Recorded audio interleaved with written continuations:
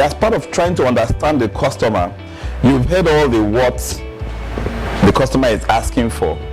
You're paraphrasing and asking for clarification will help you to do what? Know the why. So that way your response to the solutions will be more directed at the why. All right, so that you don't end up with, I don't know what they want again, I've done all they've asked. You've done all they asked, but you've not solved their problems. And quite innocently, you will think you are blameless because it's all they've asked that you have done. But because you didn't know what they need or what they can get out of what they're actually looking for, then you've ended up with the wrong solution. Getting it right the first time, it starts with a mindset, really.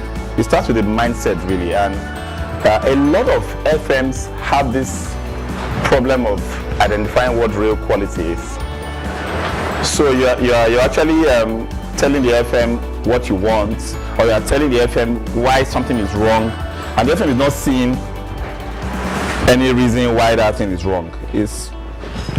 But why are you bothered now? This is how it has always been. This is what we normally do, and you'll be like.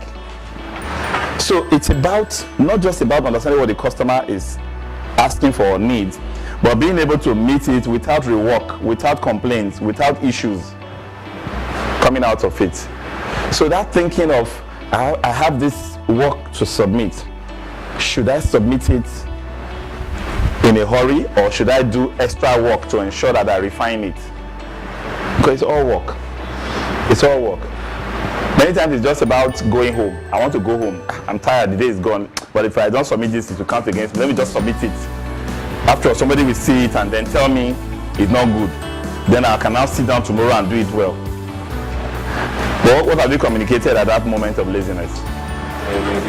Mediocre. And that's one thing that works against people in the service industry, because the impression has been created that you actually pushed out something that was not good.